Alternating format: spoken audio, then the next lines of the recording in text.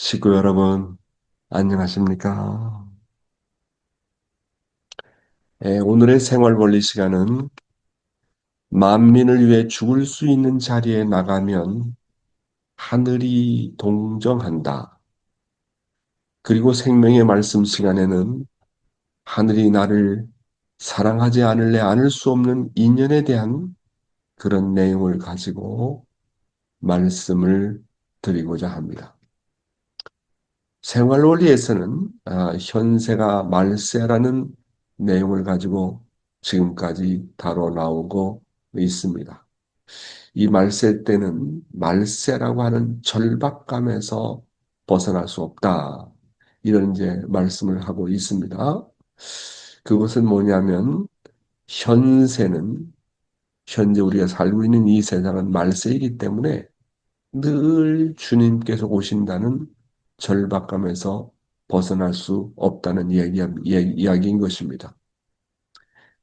그런데 벌써 주님은 오셨잖아요. 이 땅에 주님께서 참부모로 나타나신 거 아니겠습니까? 그래서 우리는 이 시대에 주님이신 참부모님을 모시고 살면서 하나님의 나라를 이제 참 어머님의 제세시에 이루어 드려야 되겠다고 하는 그러한 절박한 마음, 그걸 절박감이라고 그러는데요. 그 절박감을 가지고 살지 않으면 안 되는 것입니다. 그런 절박감을 가지고 만민을 위해서 죽을 수 있는 자리까지 나가야 된다고 참아버님께서는 말씀하고 계십니다. 본문의 내용을 한번 볼까요? 만민을 위해서 죽을 수 있는 자리에 나가면 하늘이 동정한다. 내가 세계를 위해서 죽을 수 있는 자리. 이왕에 죽을 바에야 만민을 위해서 죽을 수 있는 자리에 있게 되면 얼마나 고맙겠느냐 하는 생각이라도 가져야 된다는 것입니다. 만일 그래가지고 하나님이 그래라 하는 날에는 나는 용서받을 수 있는 거라고요. 결국 하나님이 동정하고 하나님이 관심 가질 수 있는 내용을 두고 보면 내가 죽더라도 하나님을 위로해 주고 내가 희생하더라도 인간을 위해서 희생하겠다는 삶, 죽더라도 내 개인만을 위해서 죽는 것보다 이왕에 죽을 바에는 남의 죄까지 첨부시켜서 죽여주소서 할 수 있는 사람, 그런 사람이면 하나님이 좋아한다는 것입니다. 이 두 방면의 사람을 우리는 생각해 볼 수 있다는 것입니다. 사랑하는 식구 여러분, 오늘 아주 중요한 말씀을 하고 있지 않습니까? 인간은 어차피 한 번은 죽습니다. 그럼 죽을 때 어떻게 죽느냐 하는 것입니다. 우리는 한 번 죽으면 영계에 가서 하루도 아니고 이틀도 아니고 천년도 아니고 억만년도 아니고 영원히 살게 됩니다. 따라서 내가 죽을 때 어떤 자리에서 죽느냐 하는 것이 중요한 것입니다. 남을 위해서 산다는 것은 결국 자기가 죽어가면서도 남을 위해서 희생할 수 있는 자리인 것입니다. 내가 세계를 위해서 죽을 수 있는 자리, 이왕에 죽을 바에야 만민을 위해서 죽을 수 있는 자리에 있게 된다면 그것은 최고의 자리라고 하는 것입니다. 이 땅에 악의 혈통으로 태어나가지고 아무리 많은 죄를 저질렀다고 하더라도 그리고 아무리 악한 혈통을 가지고 있다고 할지라도 세계를 위해서 죽을 수 있는 자리는 결국 하나님께서 용서할 수 있고 동정할 수 있는 자리라고 하는 것입니다. 그래서 내가 죽더라도 하나님을 위로하다가 죽는 사람, 내가 희생되더라도 인간을 위해서 희생되겠다고 하는 사람, 죽더라도 내 개인만을 위해서 죽는 것보다도 이왕에 죽을 바에는 남의 죄까지 책임지고 죽을 수 있는 자리가 가장 복된 자리다. 이렇게 말씀을 하고 계십니다. 다음 내용입니다. 무엇을 하든지 절박한 마음과 간절한 마음으로 하라. 내가 개인 전도는 못했지만 대중적으로 활동을 할 것이다. 내가 개인적으로는 펀드레이징을 못했지만 회사를 만들어 가지고 이제 이 인류를 위해 큰 자금을 마련할 것이다. 그러면 그 희망을 붙들고 놓지 말고 결사적으로 공격하라는 거예요. 그럴 때마다 자기의 힘이 없다는 것을 발견할 겁니다. 그럴 때가 있습니다. 그래서 기도가 필요한 것입니다. 나는 작지만 하늘이여 큰 힘이 필요합니다 하고 절박한, 절박한 기도를 해야만 합니다. 내가 배가 고플 때 밥 먹고 싶어 간절한 그 이상의 절박감을 가지고 기도해야 합니다. 무엇든지 간절해야 됩니다. 그런 기도 해봤어요. 반드시 하나가 되겠다는 마음을 가져야 합니다. 네, 정말 우리의 심정을 자극하는 그런 귀한 말씀 아닙니까? 무엇보다도 우리가 우리 축복가들은 나름대로 뜻을 알고 하늘의 뜻을 위해서 뭔가를 해야 되겠다라고 우리는 결심할 때가 있잖아요. 그런데 우리가 그렇게 결심하고 나가는 자리에서 아이고 내 인간의 힘으로는 도저히 할 수 없어. 그렇게 힘이 없다는 것을 발견할 때가 있다는 것입니다. 그럴 때는 반드시 뭘 해야 되느냐 하면 기도와 정성을 들여가지고 하늘로부터 영계로부터 힘을 받아야 된다고 하는 사실입니다. 그래서 기도와 정성이 필요하다는 거예요. 왜? 내 인간의 개인적인 힘으로는 안 되기 때문에 그런 거예요. 하나님, 나는 이 상황을 도저히 극복할 수 없습니다. 뜻은 그런데 이거 내 입장에서 종족적 메시아의 사명을 한다는 것은 정말 어렵습니다. 그러나 이 뜻을 위해서 나는 나가야 된다는 것을 알지만 저의 인간적인 힘으로는 도저히 안 되기 때문에 저에게 지혜를 주시옵소서, 저에게 힘을 주시옵소서, 저에게 용기를 주시옵소서라고 기도를 해야 한다고 하는 겁니다. 그렇잖아요. 아버지, 가정이 이렇게 중요한데 원리로는 내가 납득이 가는데 내가 남편하고 주고받으면서 아내하고 주고받으면서 자식들하고 주고받으면서 영 이 내 인간의 지능과 능력과 힘으로는 도저히 불가능합니다. 그러나 제가 원리적으로는 납득이 갑니다. 그렇게 살아야 된다는 건 압니다. 하나가 되어야 된다는 건 압니다. 그런데 너무 힘듭니다. 하늘이여 저에게 이것을 극복할 수 있는 힘을 주시옵소서. 그러면 하나님이 그런 기도와 정성에 응답하신다는 거예요. 나는 작지만 하늘이여 큰 힘이 필요합니다라고 절박한 기도를 해야만 한다고 하는 것입니다. 근데 하늘이 나에게 응답을 해주지 못하는 것은 내가 하는 기도가 절박한 아주 간절한 기도가 아니라고 하는 것입니다. 물이 100도에서 끓는 것처럼 내 기도가 정말 내 정성의 도수가 100도까지 나가야 돼요. 그래서 100도가 되면 물이 끓는 것처럼 나의 정성이 100도까지 되어가지고 하나님이 응답하지 않을 수밖에 없는 그런 간절하고 절박한 심정을 가져야 하늘이 응답할 수 있다는 게 비밀 아닙니까? 그래서 이런 말씀하십니다. 내가 배가 고플 때 밥 먹고 싶어서 간절한 그 이상의 절박감을 가지고 기도하게 되면 하늘이 반드시 응답하신다는 겁니다. 그래서 어떤 걸 하든지 우리가 이루어지지 않는 것은 거기에 간절한 마음이 없기 때문이다. 절박한 마음이 없기 때문이라고 아버님께서는 말씀하고 있지 않습니까? 다음 내용입니다. 야복강에서 기도했던 야곱의 절박한 마음. 여러분들, 뭐 야곱이 뭐 야복강에서 기도했다 하지만 그 기도가 뭐 지나가던 사람들이 새벽 기도하듯이 했을 줄 알아요? 죽느냐 사느냐 수많은 종과 수많은 재산이 자기 처자 전부가 죽느냐 사느냐 하는 판이었으니 생명을 걸고 했을 겁니다. 이스라엘 나라가 죽는 경지에 들어가고 이스라엘 백성이 죽음의 경지에 들어가고 앞으로 올 후대 사람이 죽음 하에 들어간다는 절박감을 가지고 싸웠기 때문에 그 이스라엘 팻말 밑에는 이스라엘 민족이 깃들게 되고 이스라엘 세계가 깃들 수 있게끔 된 거예요. 그런 역사적인 승리의 팻말 밑에서 싸웠다는 사실을 우리는 알아야 됩니다.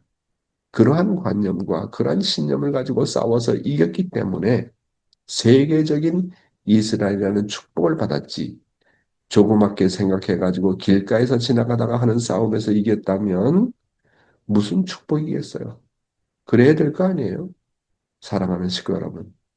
말세 시대에 중요한 것은 내가 죽느냐 사느냐 하는 절박한 마음이 필요하다고 하는 겁니다. 적당히 해가지고 이 말세의 고개를 넘을 수가 없다는 거예요. 나는 통일무도 세계이사장이 되어가지고 이러한 절박한 마음을 가져야 되겠다고 생각하고 늘 긴장을 하고 있습니다. 어떻게 통일무도를 통해서 국가를 복귀할 수 있는 하나의 기반을 닦을 것인가. 그래서 어머님께서 영계 가기 전에 어떻게 한 나라라도 복귀해서 어머님을 위로하고 한 나라를 복귀했다는 실적을 가지고 어떻게 어머님을 영계에 보낼 것인가.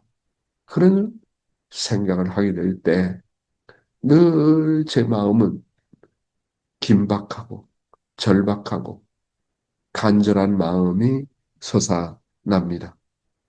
네, 오늘의 생명의 말씀은 하늘이 나를 사랑하지 않을 수 없는 인연. 예, 그런 내용을 가지고 말씀을 드립니다. 먼저 아버님 말씀 한번 볼까요? 나는 하나님의 심정을 붙들고 매일 울었다.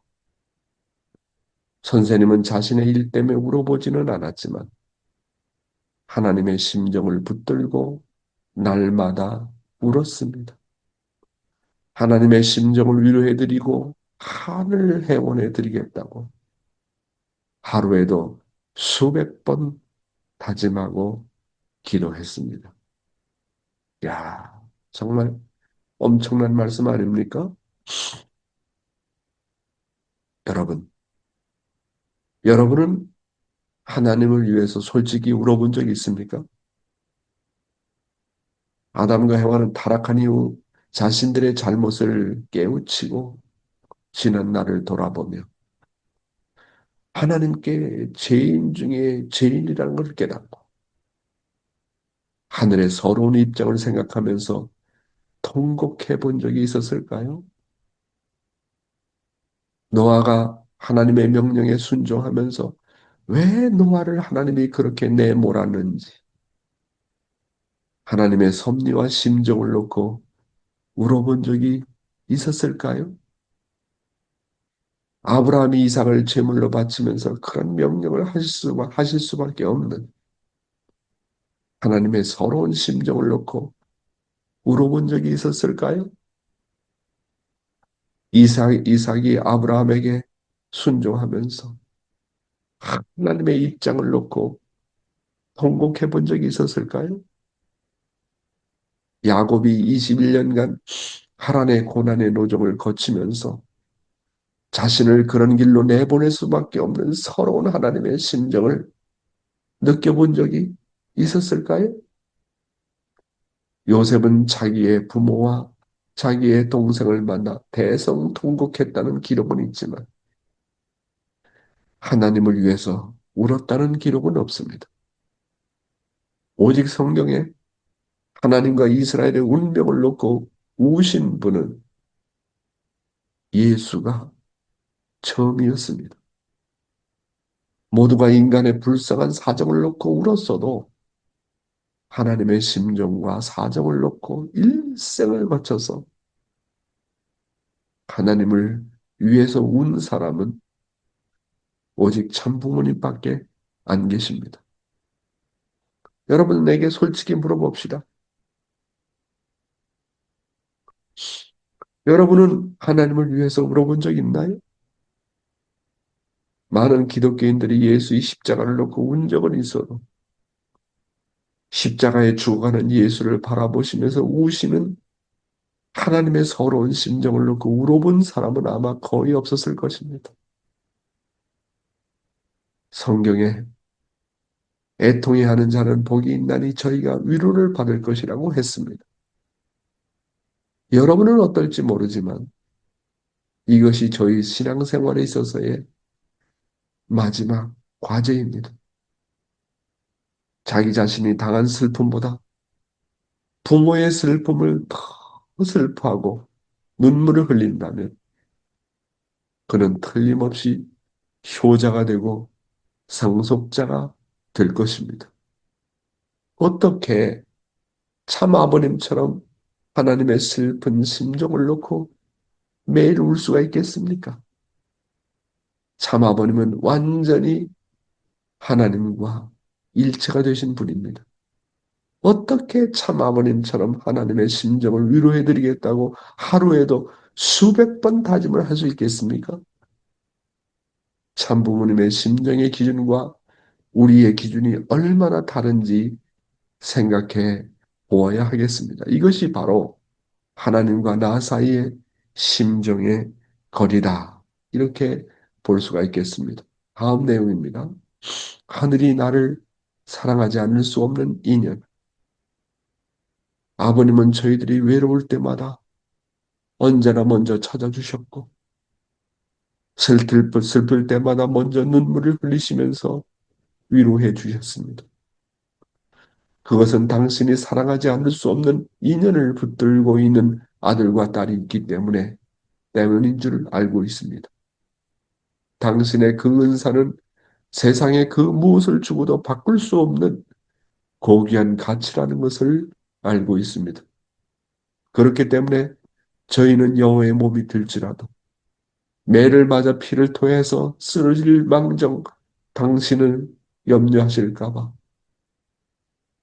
자기 스스로의 부끄러움과 부족함을 탄식하며 몸부림쳐 싸웁니다. 그럴 때마다 아버지께서 저희보다 더 가슴이 메어지면서도 그 아픔을 참으며 나는 괴롭지 않다고 오히려 저희를 권고하셨사옵나이다. 당신의 그 말씀이 아직도 귀에 생생하옵니다. 사랑하는 식구 여러분, 오늘은 하늘이 나를 사랑하지 않을 수밖에 없는 인연이라는 내용입니다. 오늘 이 시간은 가족을 불구덩이에서 구하기 위해서 죽음의 달에 들어갔던 한 예화를 통해서 하나님께서 왜 나를 사랑할 수밖에 없는 것에 대한 사랑할 수밖에 없는가 하는 것에 대한 내용을 가지고 생각해 보는 시간을 가지도록 하겠습니다. 불타는 밤, 아무도 잊을 수 없는 그날, 2018년 캘리포니아의 밤은 지옥처럼 타오르고 있었습니다. 하늘은 붉게 물들었고 바람은 불길을 짐승처럼 몰아쳤습니다. 사람들은 비명을 지르며 도망쳤습니다. 살아야 한다. 지금 도망가지 않으면 죽는다.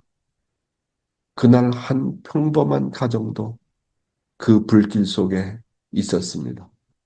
아버지, 어머니, 그리고 두 아이, 그리고 거동이 불편한 노모 한 분. 그 누구도 그날 밤이 영원히 잊지 못할 마지막의 선택의 순간이 될 줄은 몰랐습니다. 불은 이미 집을 집어삼키고 있었습니다. 연기는 폐를 찢듯 들어왔고 아이들은 울면서 소리쳤습니다. 아빠, 빨리 가요. 아버지는 아이들을 끌어안고 문 밖으로 밀어냈습니다. 괜찮아, 아빠 금방 따라갈게. 그 말은 이미 거짓이었습니다. 그는 알고 있었습니다. 지금 다시 들어가면 살아서 나올 수 없다는 것을. 그 순간 그의 시선이 집안으로 향했습니다. 그 안에는 자신을 낳아준 어머니가 혼자 남아 있었습니다. 그의 눈이 흔들렸습니다. 버릴 건가? 아니면 함께 죽을 것인가? 밖에서는 가족들이 울부짖고 있었습니다. 아빠, 안 돼요. 가지 마세요. 그러나 그는 단 한 번도 뒤돌아보지 않았습니다. 그는 다시 불 속으로 들어갔습니다. 불길은 그의 몸을 삼키고 숨은 점점 끊어져 갔습니다. 그는 노모를 발견했고 떨리는 손으로 업었습니다. 어머니, 제가 왔어요. 그 한마디를 남기고 그는 마지막 힘을 다해 문을 향해 걸었습니다. 하지만 천장이 무너졌습니다. 불길이 모든 것을 덮었습니다. 그의 마지막 모습은 노모를 꽉 끌어안고 있는 모습이었습니다. 끝까지 놓지 않는 손, 끝까지 포기하지 않는 사랑. 그는 도망치지 않았습니다. 장례식 날 가족은 말을 잇지 못했습니다. 아내는 관 앞에서 무너졌습니다. 왜, 왜 혼자 남아 있어요? 남아 있었어요? 왜 우리 곁에 살아남지 않았어요? 그리고 어린 아들이 울면서 말했습니다. 엄마, 아빠는 왜 도망치지 않았어? 그 질문 앞에서 모든 사람들이 울었습니다. 그 누구도 대답할 수 없었습니다. 하지만 모두가 알고 있었으니 사랑하면 버릴 수 없다. 사랑하면 대신 죽는다. 사랑하면 끝까지 간다. 그것이 부모입니다. 여러분, 이 이야기는 단순한 사고가 아닙니다. 이것은 부모의 심정입니다.